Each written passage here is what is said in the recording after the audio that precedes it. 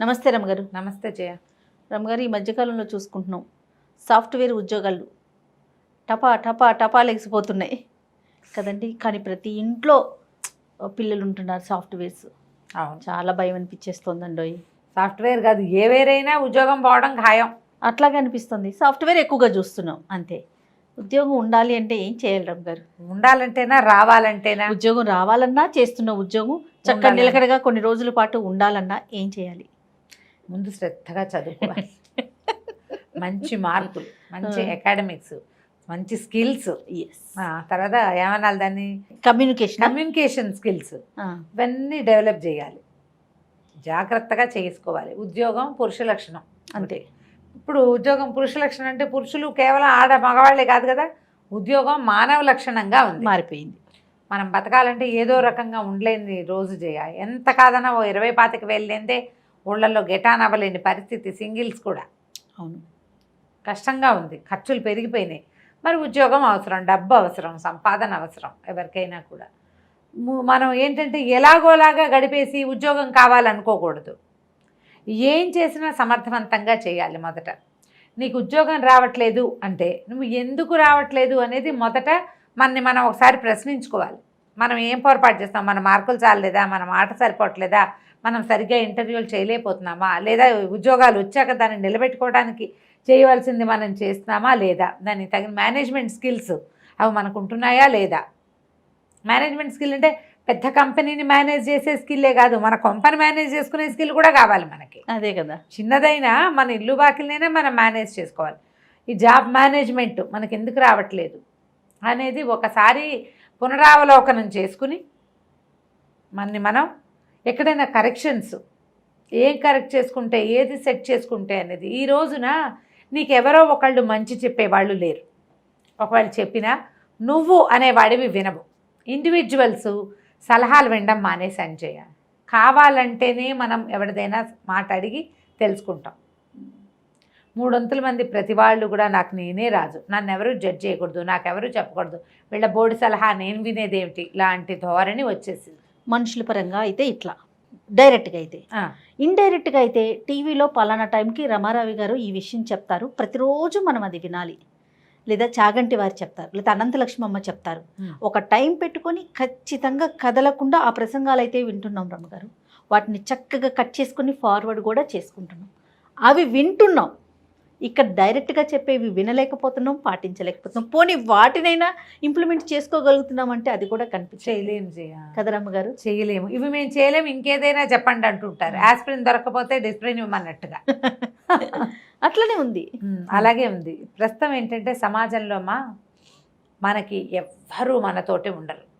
మనతోటి ఉండవలసింది శాశ్వతంగా మనం. అంతే. ఈ మనంకి నున్నగా తుడిచి దీన్ని సరిగ్గా చేసుకుని నిలబెట్టి చూపిస్తేనే ప్రపంచానికి నచ్చుతాం మనం. ఈరోజు ఇవాళ పరిస్థితి అది. నువ్వు నీ స్కిల్స్ డెవలప్ చేసుకో, నీ పర్సనాలిటీ డెవలప్ చేసుకో, నీ మాట్లాడేది డెవలప్ చేసుకో, నీ మార్కులు డెవలప్ చేసుకో, నిలబడు. ఇక్కడ కాకపోతే ఇంకో చోట చెల్లుతావు. ఇక్కడ చెల్లలేని వాడివి ఇంకో చోట చెల్లుతాననుకోద్దు. మళ్ళీ నువ్వు దీనికి పదను పెట్టుకోవాలి. నీ కత్తికి ఎప్పుడు పదను ఉండాలి. అది ఎలా ఆలోచిస్తున్నారంటే ఇది కాకపోతే ఇంకొకటి ఇంకోటి సరే, ఇది ఎందుకు నాకు లేదు అనేది రావట్లేదు. పోతే పోయింది, ఇంకోటి వస్తుందంటే దానికి కూడా నువ్వు ప్రిపేర్ అవ్వాలి. అంతేగా. ఎంత పెద్దవి 25 లక్షల సంవత్సరానికి జీతం వచ్చేవాడు ఇంకో కొత్త కంపెనీకి ఇంటర్వ్యూకి వెళ్ళినా మళ్ళీ స్కిల్ డెవలప్మెంట్ అనేది కొత్తదే. అది వాడు ఏమడుగుతాడో, వాడికి ఏం కావాలో, నీకు వచ్చింది వాడికి సరిపోతుందో లేదో ఎవరైనా చేయవలసిందే కదా. ఎప్పుడు మనని మనం ఆత్మావలోకనం చేసుకోవాలి. చేసుకుంటే ఇవి నిలబడతాయి. ఇది సహజమైంది. ఇంకా మీ స్టైల్లో చెప్తారు కదా, దైవం సహాయం కూడా కావాలి కదా. దైవ సహాయం కావాలి. ముందు పెద్దవాళ్ళని గౌరవించండి ఫస్ట్. దాంట్లో అమ్మ నాన్న వాళ్ళని కష్టపెట్టి మీరు ఏ దేవుడి దగ్గరికి వెళ్ళినా ప్రయోజనం ఉండదు. ముందు వాళ్ళని చూడండి, వాళ్ళ సంగతి చూసుకోండి, వాళ్ళు చెప్పిన మాట వినండి. వాళ్ళు ఏదైనా ఓ పూజ చేద్దాం, ఓ గుడికి వెళ్దాం, ఓ చోటకి వెళ్దామంటే ఒప్పుకోండి దాన్ని. మీ ప్రయత్నాలు మీరు చేస్తూ దైవ సహాయం కూడా తీసుకోండి. సాధారణంగా మనకి ఉద్యోగాలకి వాటికి చెప్పే దైవాలు ఇద్దరు. ఎవరు రమ్మగారు? వినాయకుడు, సూర్యుడు. వీళ్ళిద్దరు గవర్నమెంట్ జాబ్స్ కోసం సూర్యారాధన చేయాలని చెప్తారు. వినాయకుడికి ప్రదక్షిణాలు చేయటం, వినాయకుడి దేవాలయానికి వెళ్ళటం, ప్రదక్షిణాలు చేయటం, సంకటహర చతుర్థి లాంటి వ్రతాలు చేసుకోవటం, వినాయకుడికి కాస్త గరికని సమర్పించటము, నిత్యము దర్శనం చేయటం. ఇప్పుడు వినాయకుడు గుళ్ళోకి వెళ్ళాలంటే నువ్వు 12ంటికి నిద్రలేచి పావుతకు 2ంటికి వెళ్తే ఉండదు కదా, పొద్దున్నే వెళ్ళాలి. క్రమశిక్షణ. సూర్యారాధన చేయాలంటే మిట్ట మధ్యాహ్నపు సూర్యుడిని చూసి దండం పెట్టని చెప్తా నేను. పెడతావు ఎట్లా? పెట్టలే కదా. ఎప్పుడు పెట్టగలుగుతాం మనం? సూర్యోదయం ఖచ్చితంగా. ఉద్యోగం కావాల్సిన వాళ్ళు నియమం ఉంచుకోవాలి. జాబ్ కొట్టాలి అంటే ఏం పూజ చేయాలి కదా, నిద్ర లేవాలి. బద్ధకాన్ని తగ్గించుకోవాలి. పూజ కాదు ప్రధానమైంది, బద్ధకం తగ్గించుకోవాలి. ఉదయించిన సూర్యబింబాన్ని చూడండి, త్వరలో ఉద్యోగం వస్తుంది. గవర్నమెంట్దైనా మామూలుదైనా. దానికోసం రాత్రి మీరు పడుకోవాలి. ఎలాగండి? మాకు రాత్రి మీద చదువుకోవాలి, అవన్నీ కబుర్లు నాకు చెప్పద్దు. సూర్యుని చూడాలి అంతే. మీకు ఉద్యోగం కావాలంటే చూడాల్సిందే. వినాయకుడిని తలుచుకోండి. ఏదైనా ఒక గణపతికి సంబంధించిన స్తోత్రం నేర్చుకోండి, దాన్ని చదవండి. ఇది పెద్దగా మనం ఆయనవెల్లి వినాయకుడిని చూద్దాము, లేకపోతే మన కాణిపాక వినాయకుడిని చూద్దాము అంత పరిగెత్తపోకండి.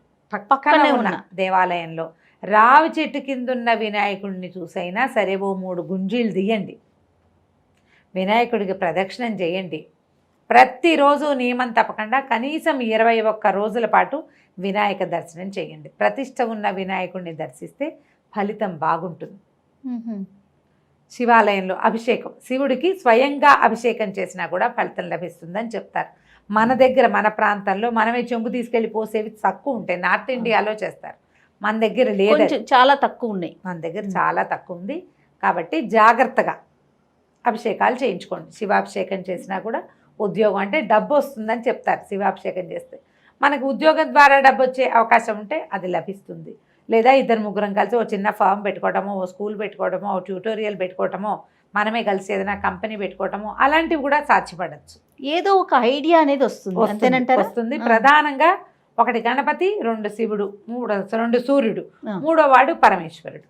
ఇలా ముగ్గురిని మనం తలుచుకోవాలి, ఆరాధిస్తే తప్పకుండా ఫలితం లభిస్తుంది. ప్రధానమైంది మీ మైండ్ సెట్ ఏదైతే ఇప్పటిదాకా ఉందో, ఈ సెట్ తోటి ఉద్యోగం రావట్లేదు అంటే మార్చాల్సింది మిగిలిన వ్యవహారం కాదు, మన మైండ్ సెట్ అనేది తెలుసుకోండి.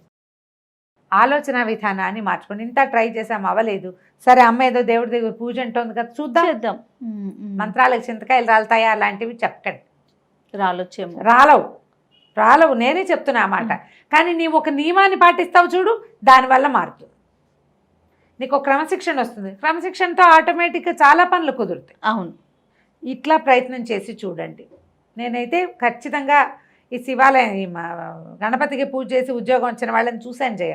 ఓకే, అది సక్సెస్ అవుతుంది. చదువుకు కూడా అంటే ఇప్పుడు స్టడీస్కి వెళ్ళాలనుకుంటారు, హైయర్ స్టడీస్కి, వాళ్ళకి అవకాశాలు లభించకుండా పోతాయి, సీట్లు రావు, లేకపోతే పిహెచ్డీకి ట్రై చేస్తారు. వీళ్ళు కూడా వినాయకుడిని కనుక పూజిస్తే సంకటహర నెలలో 2 చతుర్థులు ఉంటాయి. కనీసం మీ 2 చతుర్థులకి వినాయకుడి దేవాలయానికి వెళ్ళండి. మీరు సంవత్సరం అంతా ఈ 2 చతుర్థులు ఎలాగండి మాకు తెలియదు తిథులు అంటే, తెలుగు క్యాలెండర్ ఒకటి పెట్టుకోండి ఇంట్లో, చూడండి చతుర్థులు రాస్తారు. చవితి 2 చవితులు రాయబడతాయి, రౌండ్ చేసి పెట్టుకోండి. ఆ డేట్లో గుడికి వెళ్ళండి. మనసు ఉంటే మార్గం ఉంది కదా. ఇప్పుడు అన్ని సంవత్సరం అంతా అన్ని ఒక 12 నెలల పాటు నోట్ చేసుకుని ఆ డేట్స్ మీ ఫోన్లో పెట్టుకోండి. ఈరోజు గుడికి వెళ్ళాల్సిందని మనకు అవకాశం ఉంది కదా, స్మార్ట్ ఫోన్లు కదా, గుడికి వెళ్ళాల్సిన రోజు అనేది అది చెప్పేస్తుంది. ఆ రోజు వెళ్ళిపోండి. పొద్దున మధ్యాహ్నం సాయంత్రం ఎప్పుడో మధ్యాహ్నాలు తీరు గుడి, ఏదో పొద్దున్న తీస్తారు సాయంత్రం తీస్తారు. ఉదయకాల దర్శనం కృష్ణ చవితికి, అదే శుక్ల చవితికి, సాయంకాల దర్శనం కృష్ణ చవితికి చాలా మంచివి. మీ అవకాశాన్ని బట్టి చేయండి. ఒకసారి కనుక వెళ్తే, ఒక సంవత్సరం వెళ్తే మీకు చాలా తేడా కనపడింది అనుకోండి, మీరు ఇంకొకళ్ళకి సలహా చెప్తారు. ఇప్పుడు నేను వెళ్ళడం బట్టి నేను నీకు సలహా చెప్తున్నాను. అవును, వెళ్ళడం వల్లే సలహా ఆటోమేటిక్గా మనకు అర్థమవుతుంది. ఆ తర్వాత ఇక వినాయకుడిని దర్శిస్తే మనకు లభించే ఫలితం ఏమిటో మనకు తెలుస్తుంది. ట్రై చేసి చూడండి. తప్పకుండా రమ్మ గారు. నమస్తే. నమస్తే జీ.